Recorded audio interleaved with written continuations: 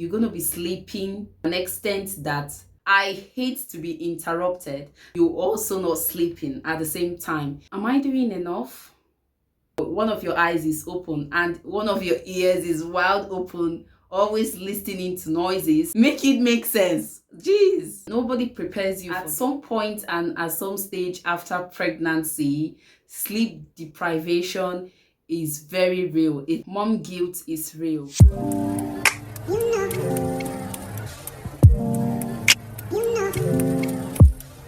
Hi besties, welcome back to the channel. If today is your first time in this place, my name is Chistel, a mom, beauty and lifestyle content creator. And to my returning subscribers, you guys are the real MVP. And to my new subscribers, thank you for joining the family and stay tuned. And to those who are yet to subscribe, smash that subscribe button and don't forget to give this video a thumbs up as well. Pardon my voice is sounding quite cranky. That's because I've got flu and all of that.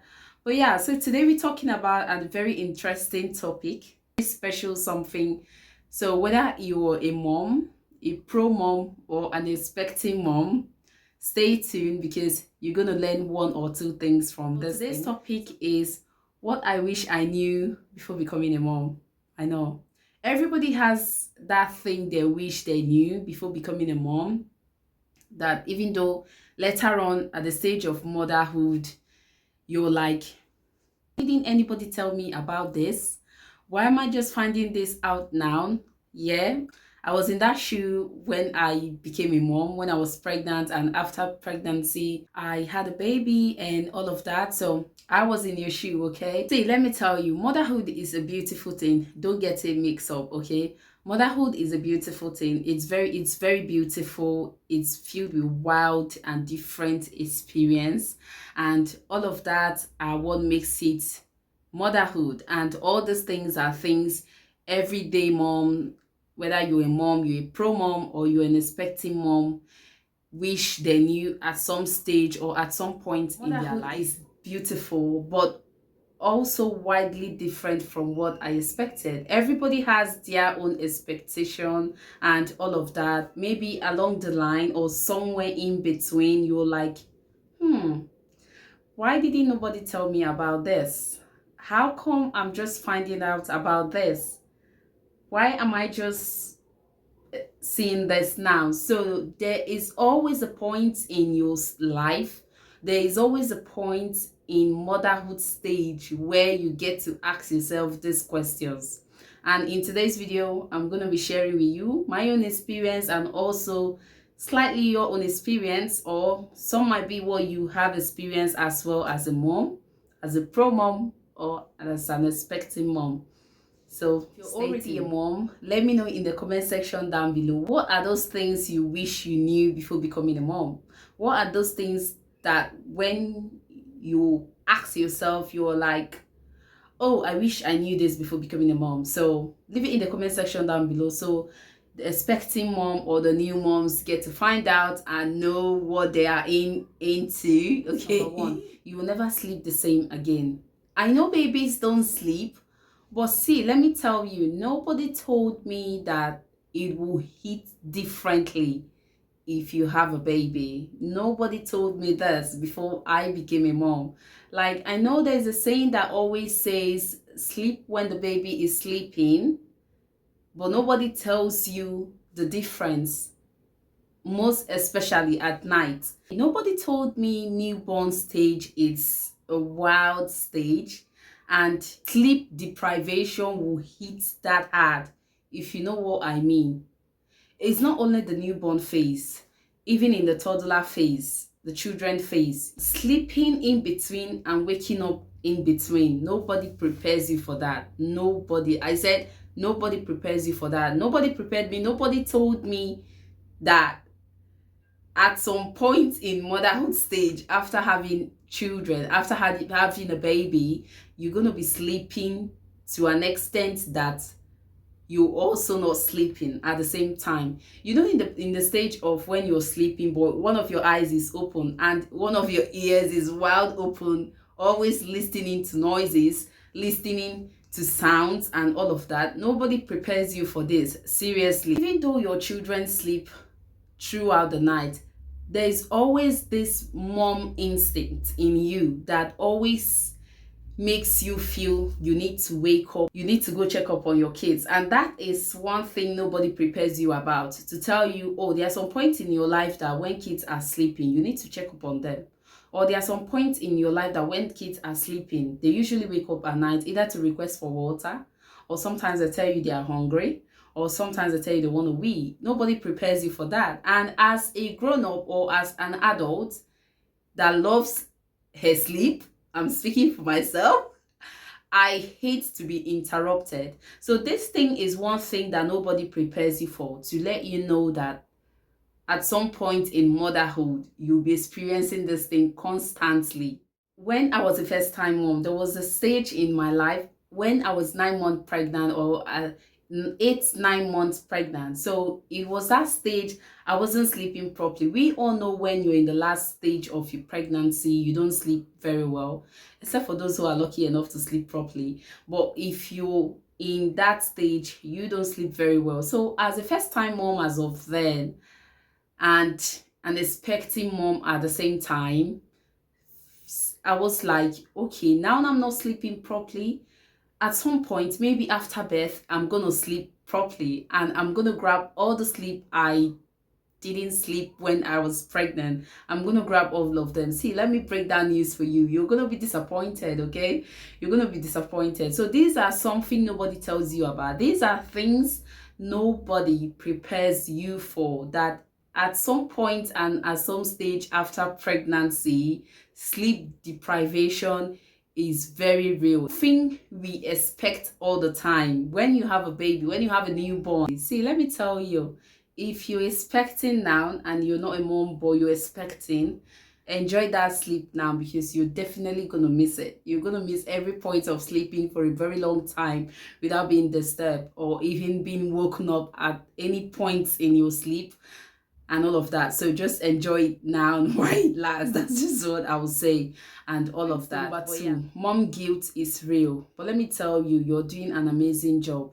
That's what I will tell. Nobody told me at some point that mom guilt can be very, very strong. Nobody told me, even before becoming a mom, nobody told me that it's this strong, that you feel so guilty for some of the things you haven't done with your kids, some of the things you haven't achieved with your kids, and some of the things you're yet to achieve. It's very strong, no, which nobody talks about it, and nobody told me that this thing is something you're going to experience at some point in your life when you become a mom. You will feel guilty for not spending enough time with your baby, not spending enough time with your kids. You feel guilty for taking breaks for yourself. You also feel guilty for not loving every moment of motherhood. Let me tell you, the truth is, you can't pour from an empty cup. Self-care is not selfish. Okay, social media makes it look like everybody has it together. There's this thing it portrays about motherhood. You come on social media, you see so many mothers, all these social media influencers and all of that. Like, let's say somebody will be doing a day in my life with the kids. They show you the sweet part where the kids are listening, where the kids are doing whatever they want to do. Sometimes where the kids are sweeping, cleaning, doing all of that in a very modest, demure mode. The truth is, not everything you see it's real.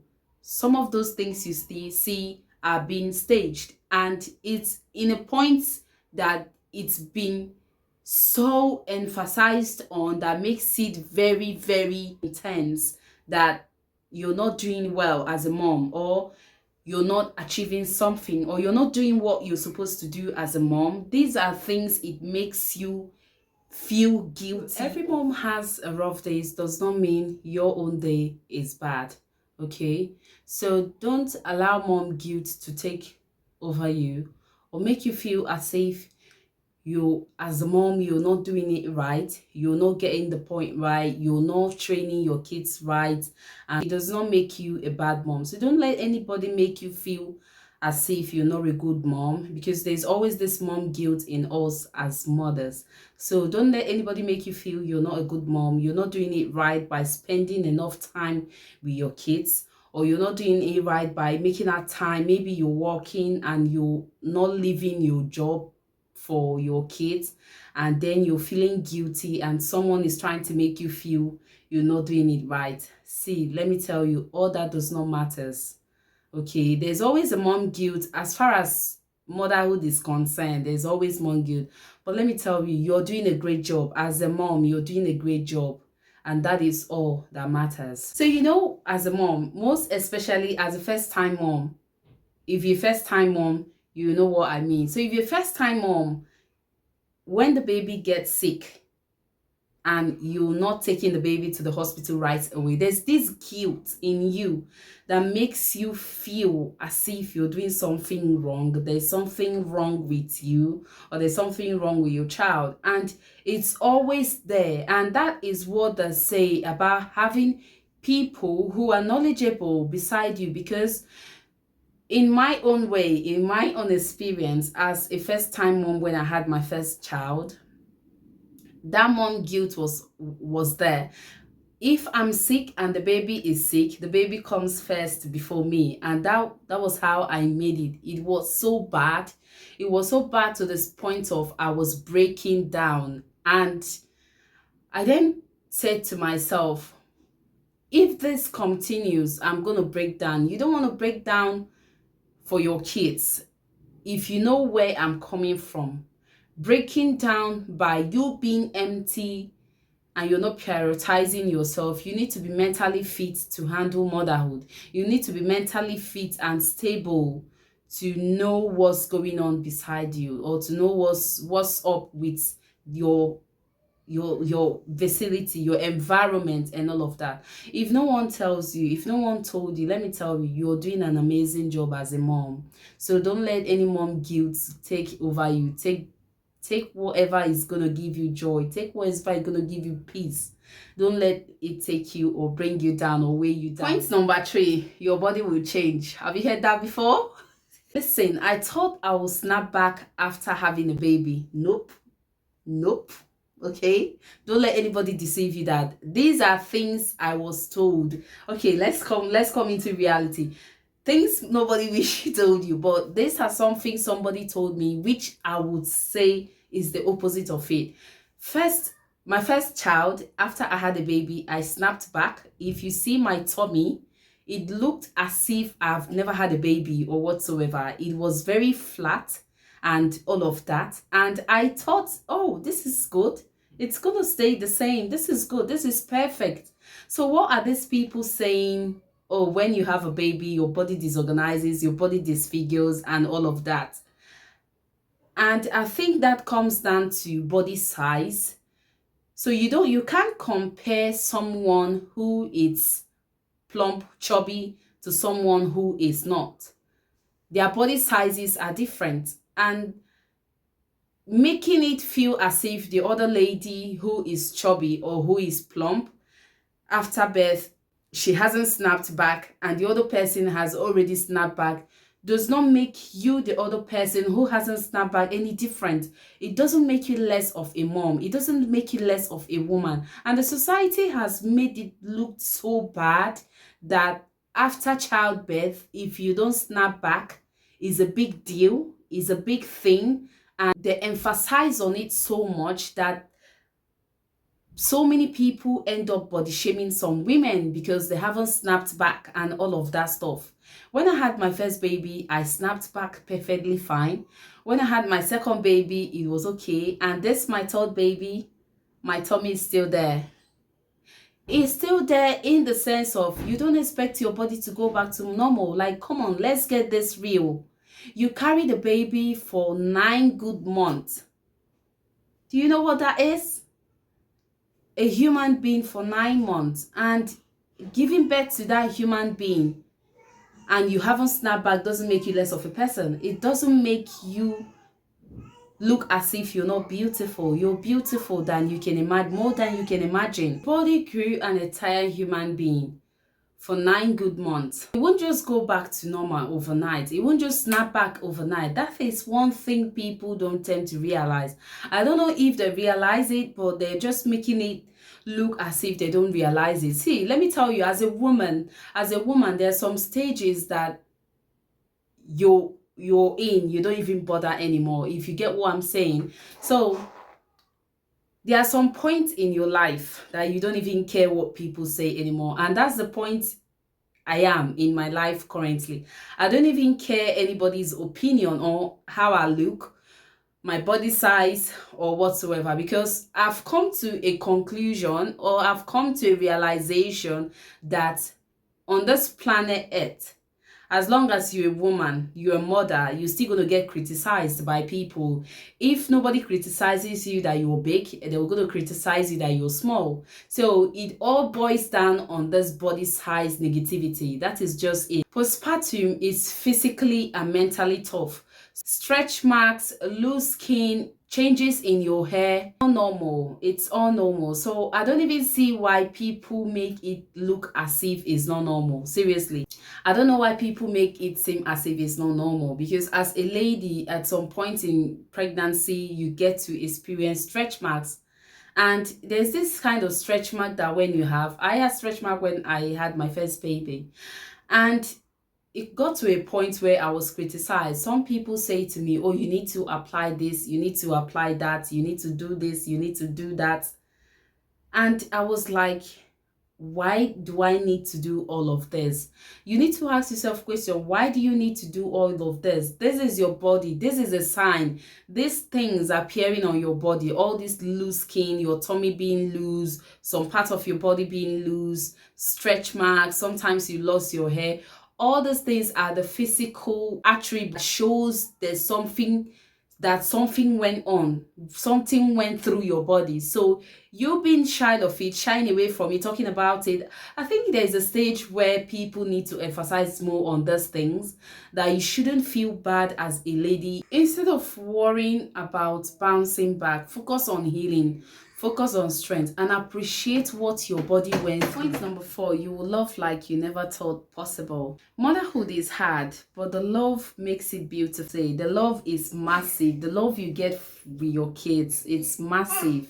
The truth is, sometimes you will feel exhausted, you will feel frustrated, you will feel overwhelmed. The first time your baby smiles at you, it warms your heart so much. Seriously, you know that first smile when you have a baby, when you just put to birth, that first smile the baby gives you, there's this joy it brings, there's this happiness, gladness it brings to you. Seriously, it's the best kind of love you will ever experience. That's just it. Take it easy, take it one step at a time. Motherhood is a learning process. Nobody is a pro in it. Everybody is in a learning stage. Everybody is in a learning process. So don't let anybody make you feel as if just because they have 2, 3, 4, 10 kids, and you who haven't gotten anyone, who is expecting pregnant, or who has just got one, doesn't know anything in motherhood journey or whatsoever. So you're doing an amazing job as a mom, you're doing an amazing job, so just embrace it. Don't let anybody make you feel you're not doing it. All right, mamas, that's it for today. Hope I've helped you feel a little bit relieved, and also make you feel a bit prepared ahead of time of what you might expect and what you might not expect. So we've come to the end of this video. Leave a comment in the comment section down below. Let us know what are the things you wish you knew before becoming a mom, and what are the things after you're a mom you wish someone had told you, and all of that. Let us know in the comment section down below. Pardon the noise. Pardon the noise, is a baby in the background. I've tried to hold her for long, but I can't keep up to it, so that's why I just let her be here. Pardon the noise. If this video has inspired you, leave a comment in the comment section down below. Let me know, let us know what you wish you knew before becoming a mom. In my next video, I'll see you all very, very soon. Don't forget to hit the subscribe button, like one as well, and leave a comment in the comment section down below. That would be really nice. Until then, you've got this, mamas. Don't be discouraged. Stay tuned. Ciao, ciao.